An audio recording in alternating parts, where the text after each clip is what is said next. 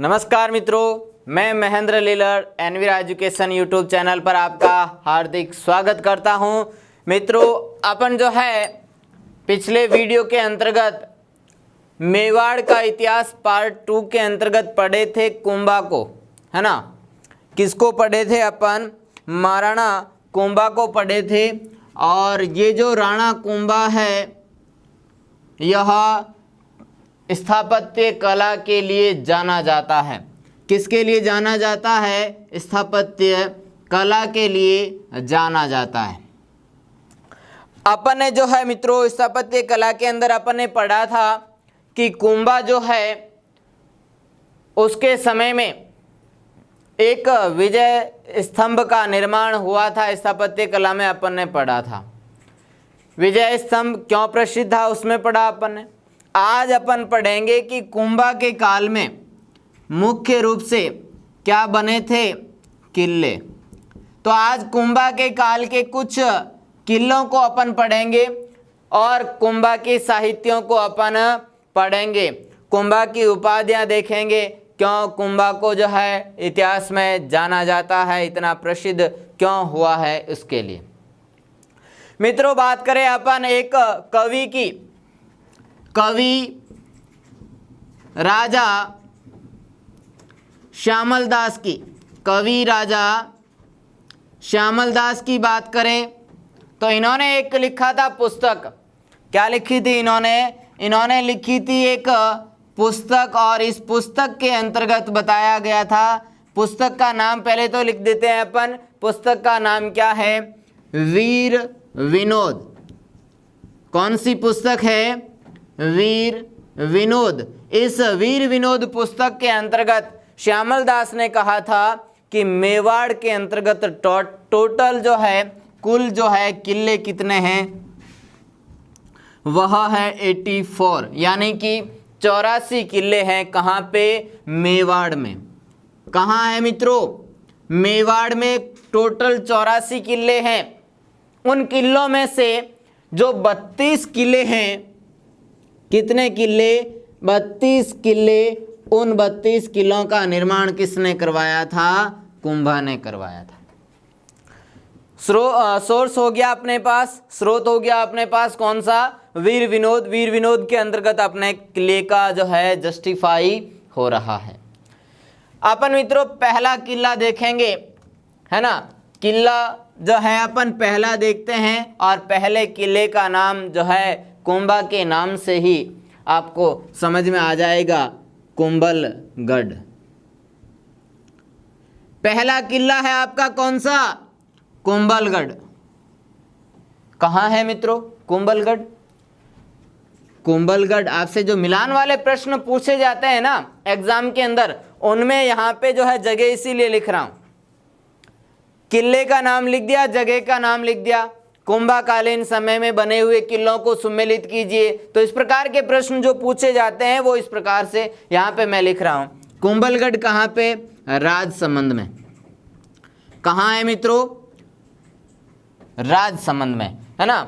अब ध्यान दे मित्रों, ये जो राजसमंद के अंतर्गत जो किले बने हैं जिसका नाम क्या है? कुंभलगढ़।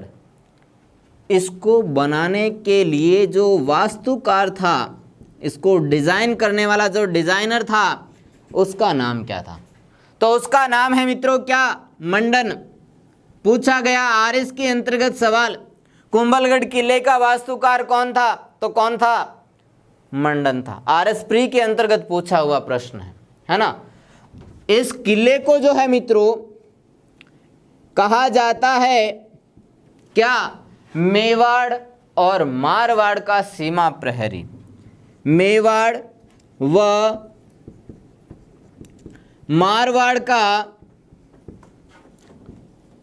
सीमा प्रहरी कहा जाता है। किस किले को? कुंभलगढ़ को। कहाँ पे है? राजसमंद में है ना। अब ध्यान दे मित्रों, कुंभलगढ़ किला जो है इसके अंतर्गत जो सबसे ऊंचा एक और इसके अंदर महल जो बना हुआ है, कुंभलगढ़ किले का सबसे ऊंचा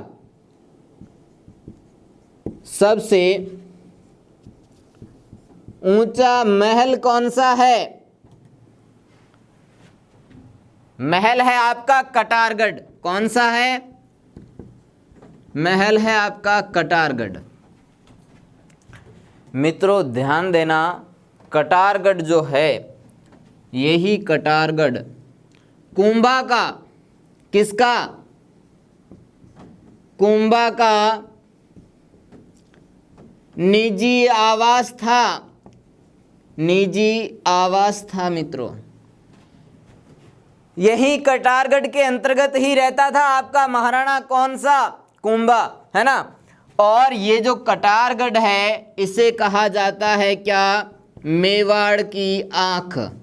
मेवाड़ की आंख किस किले को कहा जाता है? पूछा गया प्रश्न है मित्रों, राजस्थान पुलिस के अंतर्गत पूछा गया प्रश्न, मेवाड़ की आंख किसे कहा जाता है? तो मेवाड़ की आंख कहा जाता है किस महल को या किस छोटे किले को, जिसका नाम क्या है? कटारगढ़। किस किले में है? कुंभलगढ़ में। ठीक है मित्रों, ये तो हो गया आपका क्या? कुंभलगढ़। इस कुंभलगढ़ किले के बाहर एक प्रशस्ति लिखी गई है। क्या लिखी गई है मित्रों? एक प्रशस्ति लिखी गई है जिसे कुंभलगढ़ प्रशस्ति के नाम से अपन जानते हैं। कुंभलगढ़ प्रशस्ति। इस कुंभलगढ़ प्रशस्ति के अपन जो है इस नाम से जानते हैं। और इस प्रशस्ति के लेखक कौन है? मैंने आपको बताया था, पिता और पुत्र का नाम अत्रि और महेश, है ना। इस प्रशस्ति के अंतर्गत बताया गया है किसको? कुंभा को जो है, कुंभा की प्रशंसा की गई है और कहा गया है कि जो कुंभा है वह धर्म और पवित्रता का, धर्म व पवित्रता का अवतार है। धर्म और पवित्रता का क्या है? अवतार है। किस प्रशस्ति में कहा गया मित्रों? कुंभलगढ़ प्रशस्ति में कहा गया है। आप इसका स्क्रीनशॉट ले लीजिएगा, आपको नोट्स बनाने में आसानी होगी, है ना। नोट्स बना दीजिएगा, क्योंकि एग्जाम के समय में जो शॉर्ट पॉइंट ऑफ व्यूज होते हैं वो आपकी गाइडों से या किताबों वाला याद नहीं रहता। जो शॉर्ट आपके द्वारा लिखा गया होता है वही याद रहता है। तो पहला किला अपन ने पढ़ा कौन सा? कुंभलगढ़। टोटल मेवाड़ में कितने किले? 84, जिनमें से 32 किलों का निर्माण किसने कराया? महाराणा कुंभा ने। कौन कहता है? ये कहता है श्यामल दास। कौन कहता है? श्यामल दास। श्यामल दास की पुस्तक का नाम वीर विनोद, है ना। कुंभलगढ़ को अपन जो है क्या कहते हैं? मेवाड़ और मारवाड़ का सीमा प्रहरी के नाम से जानते हैं। और कुंभलगढ़ का सबसे ऊंचा जो महल है उसको अपन किस नाम से जानते हैं? वह अपन जानते हैं कटारगढ़ के नाम से। किस नाम से? कटारगढ़ के नाम से। अब मित्रों अपन जो है कुंभा के अंतर्गत ही दूसरा किला पढ़ते हैं और वह है आपका अचलगढ़ का किला। कौन सा किला मित्रों? अचलगढ़ का किला। ये दो वजह से महत्वपूर्ण है मित्रों। यहां से जो है दो प्रकार के प्रश्न बनते हैं। अगर अरावली की चोटियां पूछ ली जाए तो उसमें से भी एक आती है, कौन सी चोटी? अरावली की चोटी, जिसका नाम अचलगढ़, है ना। अब आपसे पूछे कि अचलगढ़ किला का निर्माण करता कौन? तो निर्माण करता हो गया आपके मेवाड़ के राणा कुंभा। अब आपसे पूछे कि ये अचलगढ़ है कहाँ पे? सर कभी समय से आप बता रहे हो, कई समय से आप बता रहे हो कि अचलगढ़ कहाँ पे है, तो वो है आपके सिरोही डिस्ट्रिक्ट के अंतर्गत। कहाँ पे है मित्रों? सिरोही डिस्ट्रिक्ट के अंतर्गत है। अचलगढ़ की पहाड़ी भी, अचलगढ़ की चोटी भी और अचलगढ़ का किला भी। निर्माण करता हो गए आपके कौन? राणा कुंभा हो गए। मित्रों ये जो किला है, इस किले का पुनर्निर्माण करता है कौन? राणा कुंभा। पुनर्निर्माण कब करवाया इसका? तो पुनर्निर्माण करवाया 1452 ईस्वी में। कब करवाया? 1452 ईस्वी में। क्या करवाया? पुनर्निर्माण। जो जीर्ण शीर्ण हो गया था ये, उसका फिर से जो है मरम्मत करवाई है। किसने? कुंभा ने। ध्यान दे मित्रों, ये जो किला है ना, इस किले के साथ साथ और भी किले हैं, और वो किले कौन कौन से हैं तो मैं आपको बता देता हूँ। किलों का सिरमौर, जिसे अपन कहते हैं चित्तौड़गढ़। क्या कहते हैं? चित्तौड़गढ़, अचलगढ़ व कुंभलगढ़। क्या कहते हैं इनको अपन? चित्तौड़गढ़, अचलगढ़, कुंभलगढ़ के अंतर्गत जो है एक बहुत ही शानदार मंदिर का निर्माण करवाया गया इनमें, और वह मंदिर किस नाम से जानता है? कुंभ स्वामी। कुंभ स्वामी के नाम से जाना जाता है। और कुंभ स्वामी यहाँ पे जो है किन्हें बताया गया है? बताया गया है भगवान विष्णु को। भगवान विष्णु जी को जो है बताया गया है कुंभ स्वामी। यहाँ पे तीनों ही जगह पे कुंभ स्वामी जी का मंदिर, कुंभ स्वामी जी का मंदिर जो है, उस मंदिर का क्या करवाया इन्होंने? मंदिर का निर्माण करवाया। क्या करवाया? मंदिर का निर्माण करवाया है। किसने? कुंभा ने। ठीक है मित्रों, अब जो है अब अपन एक बहुत ही प्रसिद्ध स्तंभ लेते हैं, जिसे अपन कहते हैं जैन कीर्ति स्तंभ। मित्रों, विजय स्तंभ के अंदर जो अपन ने कीर्ति स्तंभ पढ़ा वो अलग है और ये अलग है ना। कैसे अलग है? तो ये बना है कब? ये बना है आपके 12वीं शताब्दी में। कब बना है मित्रों? 12वीं शताब्दी के अंतर्गत बना है। और इसको बनाने वाले कौन थे? तो 12वीं शताब्दी में इसको बनाया था किसने? जीजा शाह बघेरवाल। जीजा शाह बघेरवाल ने इसका निर्माण करवाया था। जीजा शाह कौन था मित्रों? जीजा शाह जो है वह एक जैन व्यापारी है। कौन है? जैन व्यापारी। कौन? जीजा शाह बघेरवाल, है ना। इसने इस स्तंभ का निर्माण करवाया था। जीजा शाह किस धर्म से संबंधित है? तो नाम से ही पता चल रहा है, जैन धर्म से संबंधित था। मित्रों, ये कीर्ति स्तंभ जो है वह कहाँ पे स्थित है? तो ये जो है चित्तौड़गढ़ किले में स्थित है। चित्तौड़गढ़ या चित्तौड़ किले में, चित्तौड़ किले में जो है यह 7 मंजिला इमारत है। 7 मंजिला इमारत है। अपन ने पढ़ा था विजय स्तंभ 9 मंजिलों का, है ना। तो कीर्ति स्तंभ कितने मंजिलों का? 7 मंजिलों का। और ध्यान दे मित्रों, जैन कीर्ति स्तंभ जो है इसे अपन क्यों पढ़ते हैं, यहाँ पे क्या विशेष है? तो यहाँ पे जो है मित्रों ध्यान देना, इसे आदिनाथ,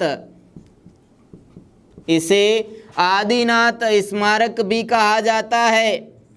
आदिनाथ स्मारक भी कहा जाता है। क्या है आदिनाथ? कौन है आदिनाथ? आदिनाथ मित्रों जो जैन धर्म के अंतर्गत जो तीर्थंकर हुए थे, उनमें से जो है आपके आदिनाथ भी एक तीर्थंकर है। टोटल 24 तीर्थंकर हुए थे, उनमें से आदिनाथ भी तीर्थंकर है। ठीक है मित्रों, अब अपन मित्रों जो है नेक्स्ट पढ़ने से पहले आप इसका स्क्रीनशॉट ले लीजिएगा, फिर अपन आगे बढ़ते हैं। तो मित्रों आपने स्क्रीनशॉट ले लिया होगा अचलगढ़ किले का।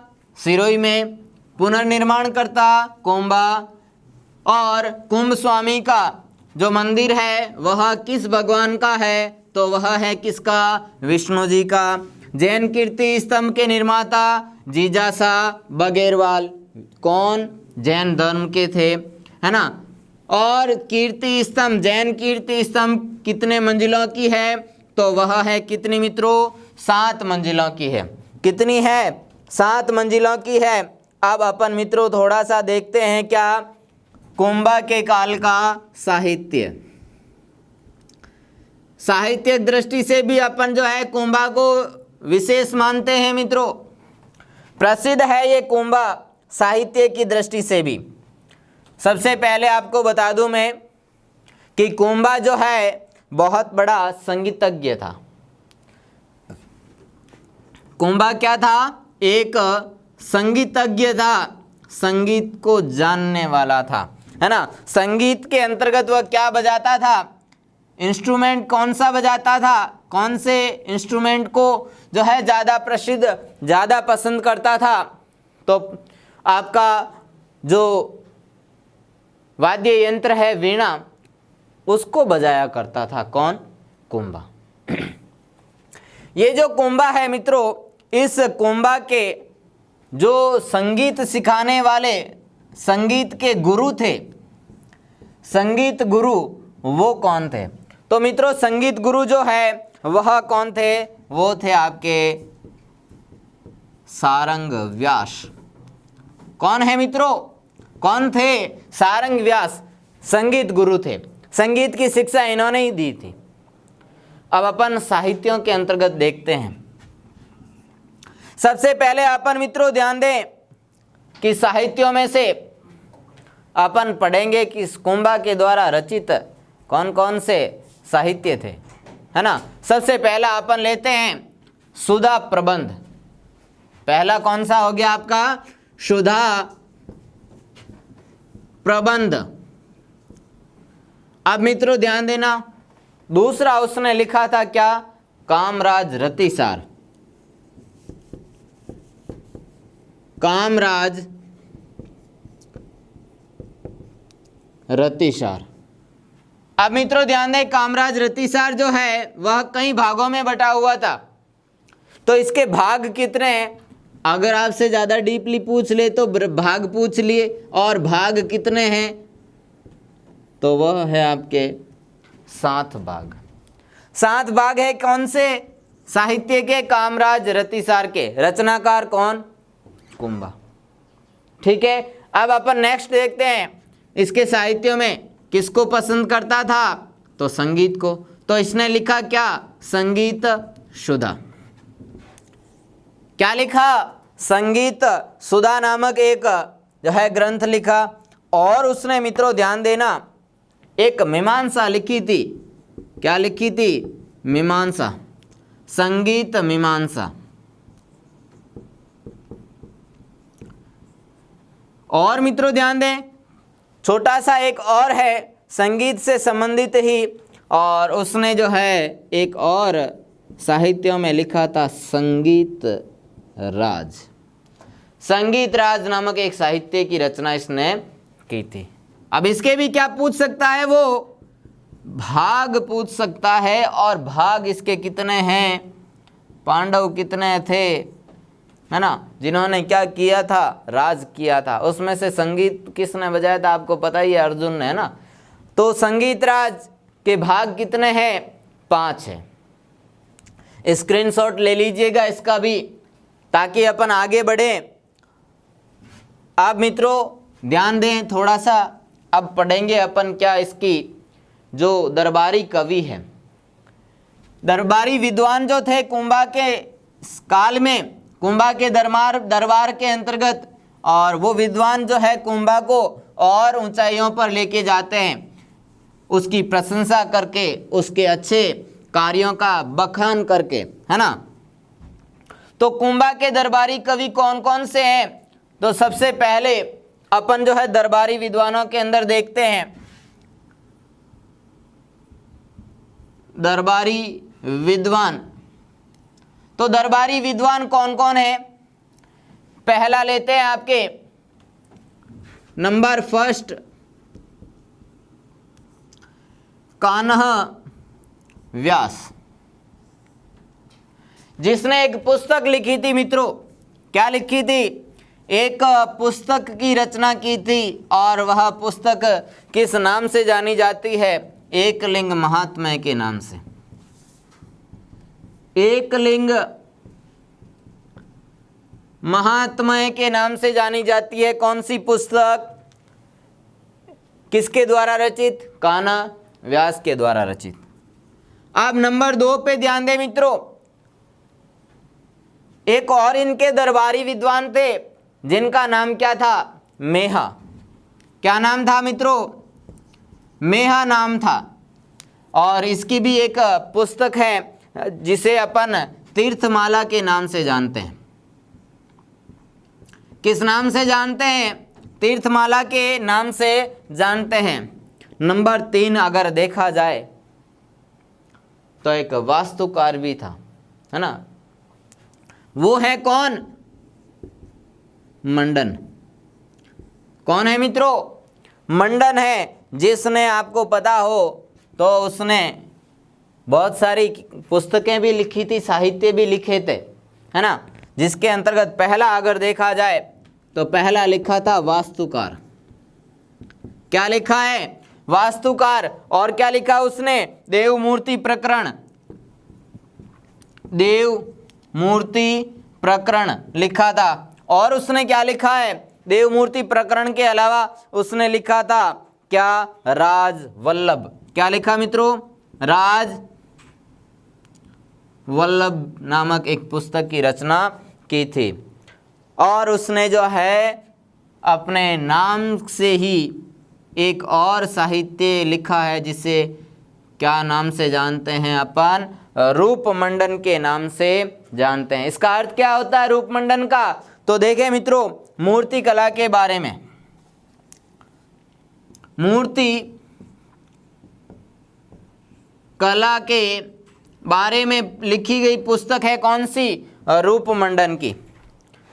और एक पुस्तक लिखी है, इसका अंतिम रूप देते हैं अपन मंडन को, कोदंड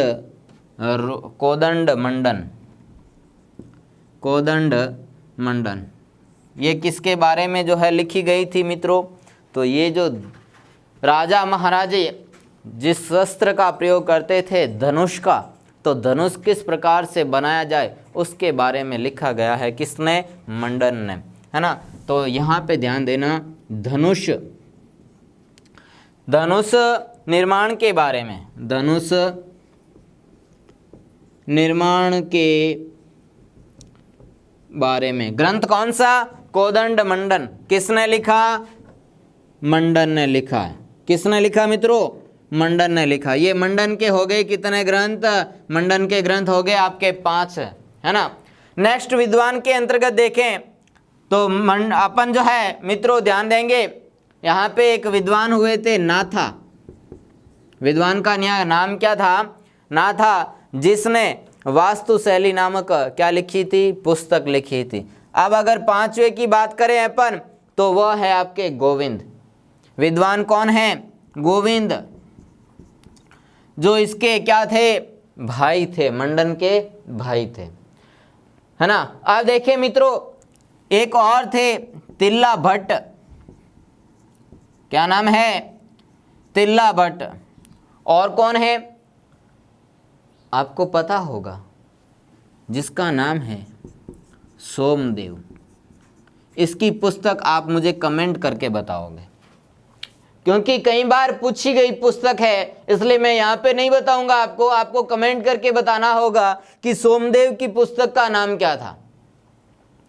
और अंतिम में जो है मैं इसके विद्वानों को अंतिम रूप दूंगा और नाम बताऊंगा आपको, राजशेखर।